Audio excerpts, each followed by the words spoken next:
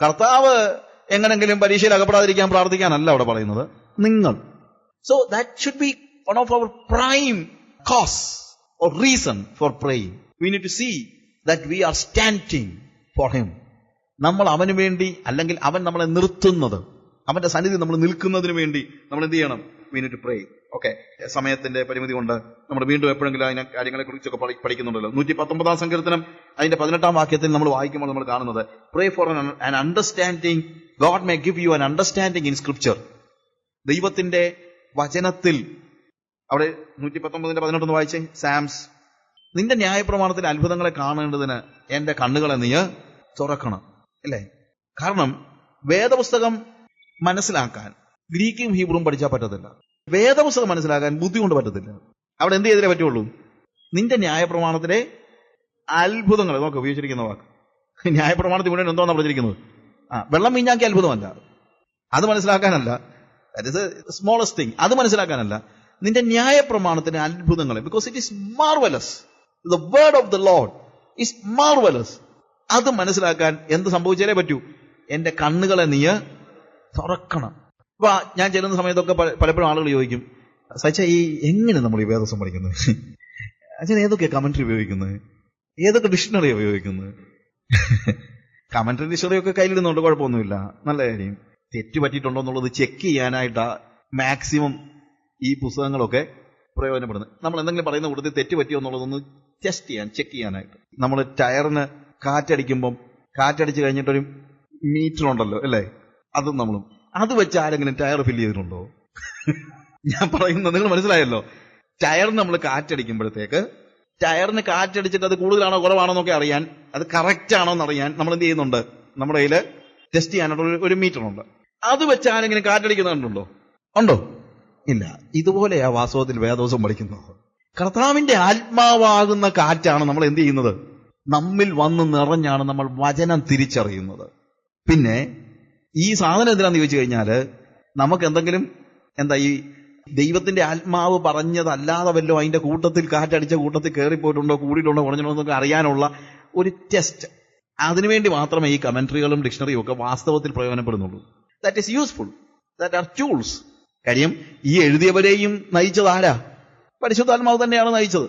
അതുകൊണ്ട് പരിശുദ്ധാത്മാവ് അവരെ നയിച്ച ആ ബോധ്യമുള്ളവരുടെ ബുക്കുകളാ വായിക്കേണ്ടത്. അല്ലാതെ കാണുന്നവന്റെ എല്ലാം ബുക്ക് വായിക്കാനല്ല. ഹോളി സ്പിരിറ്റിനാൽ നയിക്കപ്പെട്ടവരുടെ പുസ്തകങ്ങൾ വേണം നമ്മൾ വായിക്കാൻ. അത് വായിച്ചാൽ അതൊരു ഭയങ്കര ജീവനായിരിക്കും. കാര്യം അതിനകത്ത് ജീവൻ അടങ്ങിയിട്ടുണ്ട്, ഇല്ലേ? അല്ലാത്ത പുസ്തകങ്ങളല്ല. അപ്പോൾ അത് വായിക്കുമ്പോൾ നമുക്കൊരു കൺഫർമേഷൻ കിട്ടുകയാണ്. യെസ്, എടാ ആഡം ക്ലാർക്കും അല്ലെങ്കിൽ ബാർണീസും അതല്ലെങ്കിൽ ഇന്ന നമ്മൾ ഓരോന്ന് വായിച്ചു വരുമ്പോഴത്തേക്ക്, അല്ലെങ്കിൽ വാച്ച്മാനിയുടെയോ അല്ലെങ്കിൽ ജോൺ സ്റ്റോട്ടിന്റെയോ ആരുടെയോ ആയിക്കോട്ടെ, ഞാൻ കുറച്ച് കോമൺ നെയിംസ് പറഞ്ഞെന്നുള്ളേ ഉള്ളൂ, ഒക്കെ പുസ്തകങ്ങൾ വായിക്കുമ്പോൾ അപ്പൊ ദൈവം എനിക്ക് വെളിപ്പെടുത്തിയത് കറക്റ്റാ. കാര്യം ജോൺ സ്റ്റോട്ടിനും ഇതേ കാര്യം തന്നെ ദൈവം വെളിപ്പെടുത്തിയിരുന്നു, ഇല്ലേ? എന്നൊക്കെ മനസ്സിലാക്കാൻ ആ പുസ്തകങ്ങളൊക്കെ പ്രയോജനമാണ്.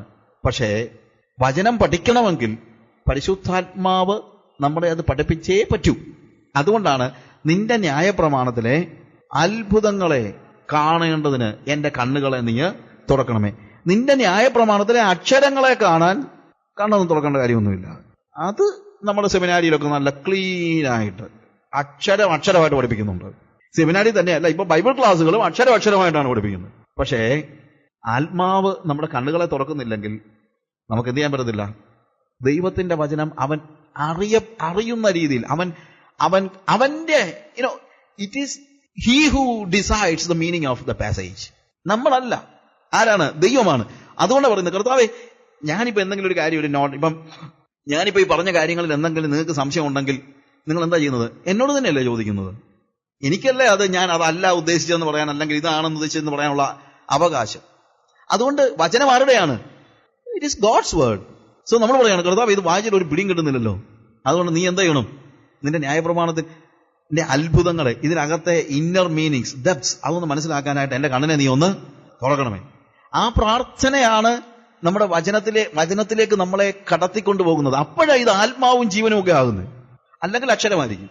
ബുദ്ധി കൊണ്ട് ഇതിനെ മനസ്സിലാക്കാൻ ശ്രമിച്ചാൽ അത് അക്ഷരമായിട്ടിരിക്കും. പക്ഷേ ശരിയായ നിലയിൽ നമ്മൾ ദൈവത്തിന്റെ ആത്മാവിനാൽ നയിക്കപ്പെടുകയും നമ്മുടെ കണ്ണുകളെ, കർത്താവ് ആത്മാവിന്റെ കണ്ണുകളെ തുറക്കുകയും ചെയ്തു കഴിഞ്ഞാൽ അത് ജീവനായി തീരും നമുക്ക് മനസ്സിലാക്കാൻ പറ്റും. And God certainly will open your eyes and he will give you revelations and God will give you revelations.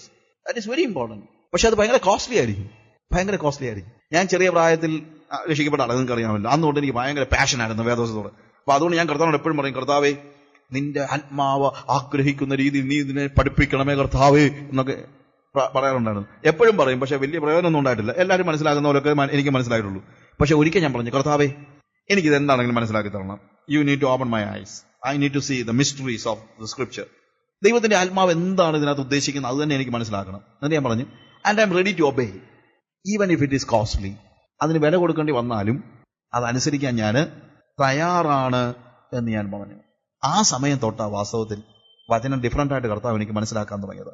അല്ലാതെ ഞാൻ ഗ്രീക്കും ഹീബ്രുവും പഠിച്ചതിന്റെ അടിസ്ഥാനത്തിലൊന്നുമില്ല. ഗ്രീക്കും ഹീബ്രുവും നമുക്ക് വേണമെങ്കിൽ പഠിക്കാം, വേണമെങ്കിൽ എനിക്ക് നോക്കാം, അതൊക്കെ ശരിയാണ്. പക്ഷെ അങ്ങനെയല്ല. ഞാൻ ഒരു തിയോളജിക്കൽ ഡിഗ്രി എടുത്തത് കൊണ്ടല്ല, തിയോളജിക്കൽ ഡിഗ്രി ഉണ്ടായിരിക്കും, അത് വേറെ കാര്യം. തിയോളജിക്കൽ ഡിഗ്രി എടുത്തത് കൊണ്ടല്ല വചനം എനിക്ക് മനസ്സിലായത്. ഇത് അനുസരിക്കാൻ തയ്യാറാണെന്ന് ദൈവത്തോട് പറഞ്ഞപ്പോൾ തൊട്ടാണ് ദൈവം എനിക്കിത് വെളിപ്പെടുത്തി തന്നത്. അനുസരിക്കാൻ തയ്യാറാണെന്ന് പറയുന്നവർക്ക് മാത്രമേ ദൈവം എന്ത് ചെയ്യുന്നുള്ളൂ? വെളിപ്പെടുത്തി തരത്തുള്ളൂ. അല്ലാത്തവർക്ക് വെളിപ്പെടുത്തി കൊടുക്കത്തില്ല.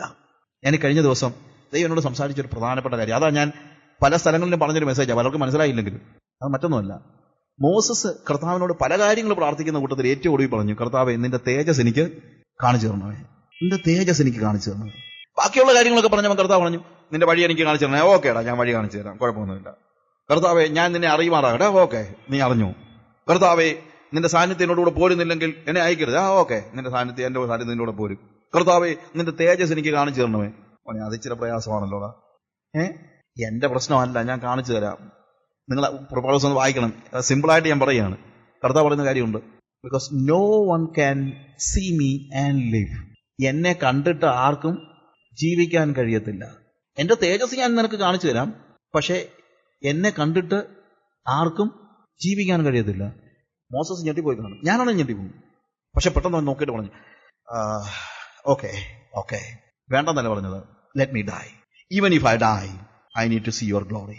കർത്താവേ ഐ അണ്ടർസ്റ്റാൻഡ്, ഞാൻ മരിച്ചാലും എനിക്ക് നിന്റെ തേജസ് കാണണം. മരിക്കാൻ തയ്യാറാകുന്നവനെ മാത്രമേ ദൈവം അവന്റെ തേജസ് കാണിക്കത്തുള്ളൂ.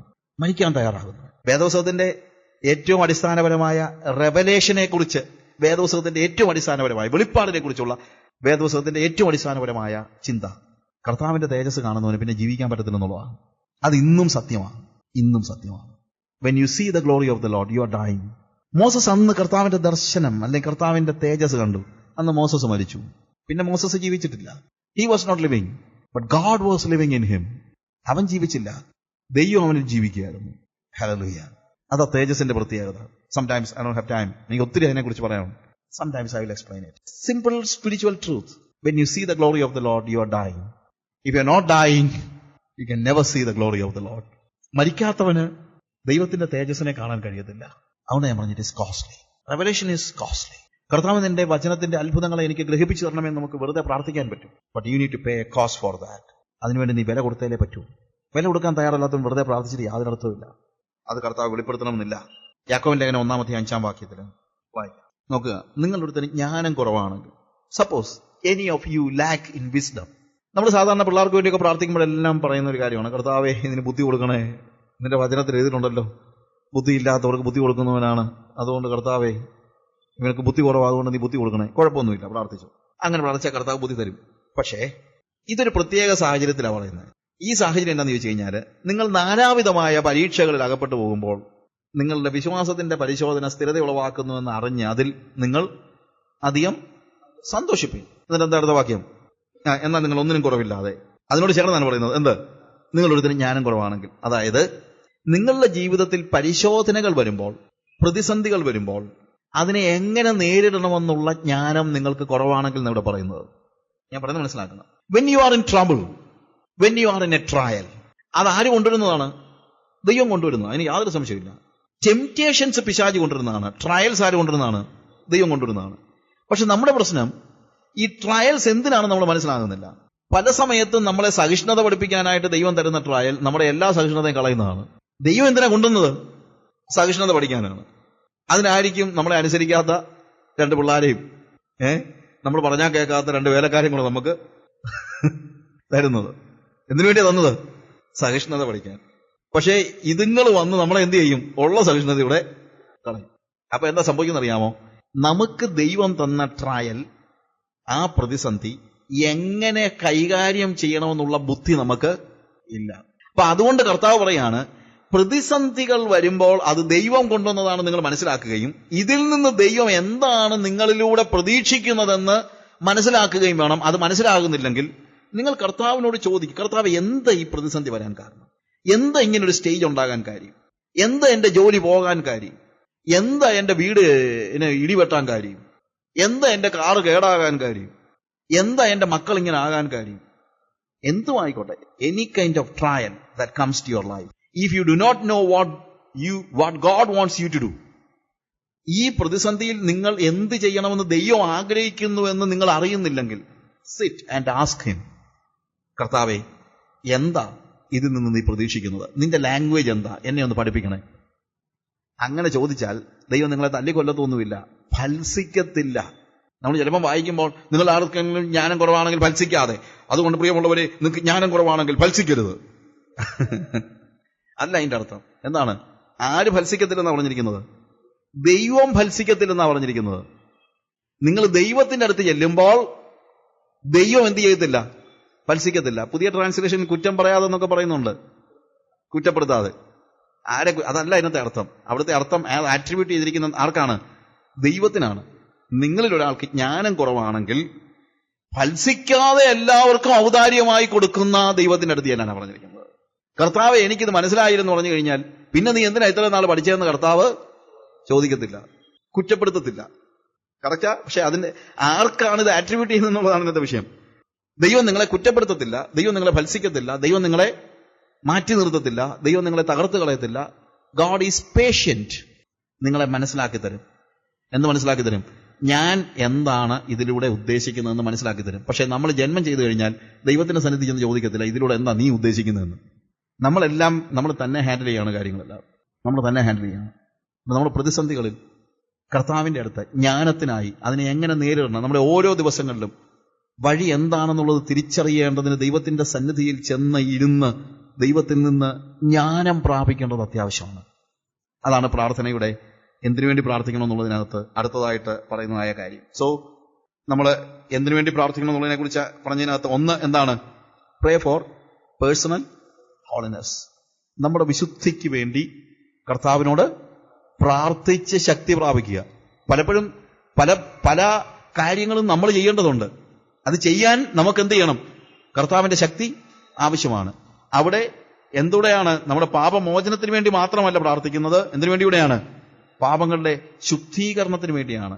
നമുക്കും ദൈവത്തിനും മധ്യത്തിലുള്ള പാപത്തിന്റെ കാർമുകിൽ ദൈവം മായിച്ചു കളഞ്ഞ് നമ്മളും കർത്താവുമായിട്ടുള്ള കമ്മ്യൂണിക്കേഷൻ എന്താണ്? സ്മൂത്ത് ആക്കുന്ന ഒരവസ്ഥ നമുക്ക് ആവശ്യമുണ്ട്.